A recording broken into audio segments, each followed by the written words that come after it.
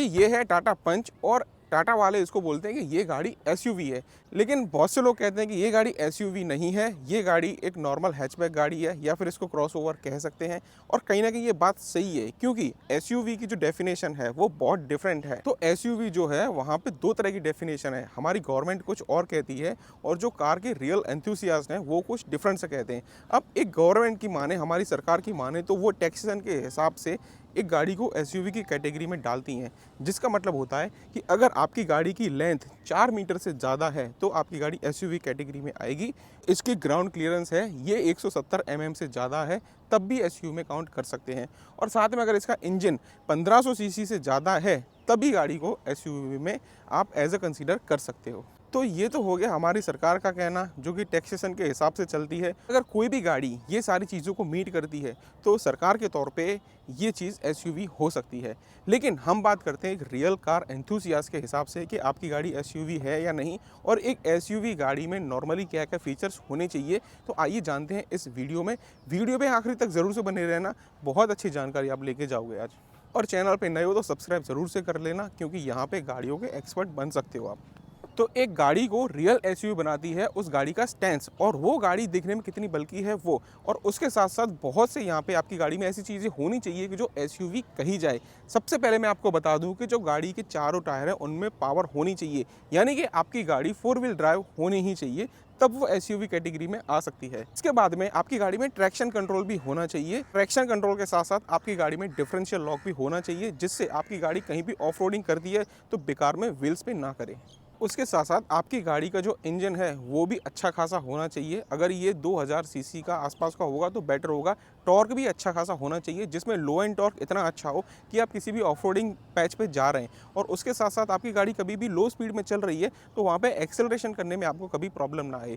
अब मान के चलो कोई 1500 सीसी की गाड़ी है, चलो हम एक गाड़ी लेते हैं, मानते हैं हमारे पास मारुति की ब्रेजा है, यहाँ पे भी 1500 सीसी के आसपास का आपको इंजन मिल जाता है।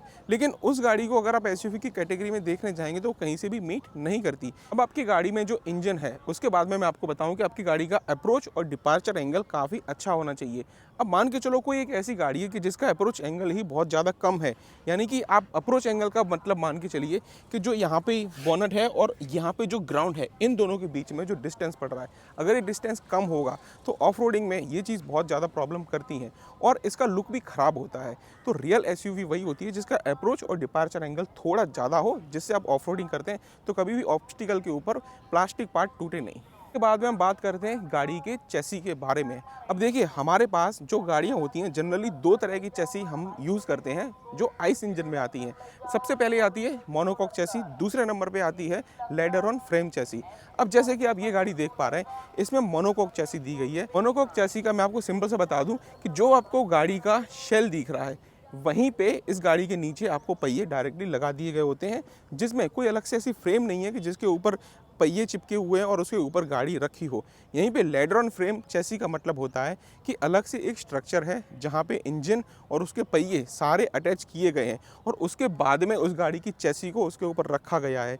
इससे फ़ायदा ये होता है कि आपकी गाड़ी ज़्यादा लोड कैपेसिटी बैर कर सकती है। लोड के साथ साथ कभी भी आप अपनी गाड़ी को ऑफ रोडिंग पे लेके जाते हैं तो ये चेसी बहुत ज़्यादा मजबूत होती है कंपैरेटिव टू मोनोकॉक चेसी, क्योंकि ये चेसी में प्रॉब्लम ये होता है कि कभी भी आप ऑफ रोडिंग में जाओगे गाड़ी ऊपर नीचे हो जाएगी तो फंसने का डर रहता है, टूटने फटने का भी डर बहुत ज़्यादा रहता है। और फिर उसके बाद में जैसे मैंने आपको बताया एज़ पर गवर्नमेंट 170 mm तक का वो मानते हैं, लेकिन मैं आपको बताऊं कि एक रियल एसयूवी में अच्छा खासा ग्राउंड क्लियरेंस होना चाहिए। अब जो ग्राउंड क्लियरेंस ही कम होगा तो फिर उसका क्या ही फ़ायदा किसी ऑफ रोड टेरेन में जाने का, क्योंकि हो सकता है कि अगर गाड़ी का लो ग्राउंड क्लियरेंस है तो वहाँ पर फंस सकती है। तो इस हिसाब से बहुत सारी चीज़ें होती हैं जो डिफ़ाइन करती हैं, और सबसे बड़ी चीज़ कि गाड़ी का स्टैंस भी डिफ़ाइन करता है कि वो लग रही है एसयूवी या फिर नहीं। क्योंकि किसी भी गाड़ी का बेकार में एक बॉक्सी शेप देने के बाद में या फिर उसको एसयूवी जैसा बनाने से कभी एसयूवी नहीं होता है। कोई कितना भी कह ले एसयूवी है, लेकिन इस गाड़ी को एक नॉर्मली आप हैचबैक मान सकते हो, रेज्ड हैचबैक मान सकते हो, एक बड़ी वाली हैचबैक मान सकते हो। अगर मैं अपने हिसाब से किसी गाड़ी को एसयूवी कह सकता हूँ तो स्कॉर्पियो क्लासिक को कह सकता हूँ, स्कॉर्पियो एन को कह सकते हैं, फॉर्च्यूनर को कह सकते हैं, हाइलक्स को कह सकते हैं। ऐसी गाड़ियों को एक रियल एसयूवी कह सकते हैं कि जो एसयूवी कहने के काबिल भी हैं। तो आपके हिसाब से कौन सी गाड़ी है कि जिसे आप एसयूवी कहते हैं, या फिर आपको लग रहा था कि कौन सी गाड़ी एसयूवी है या नहीं? कमेंट बॉक्स में ज़रूर से बताना और ऐसे ही वीडियोज़ के लिए चैनल को सब्सक्राइब ज़रूर से कर लेना।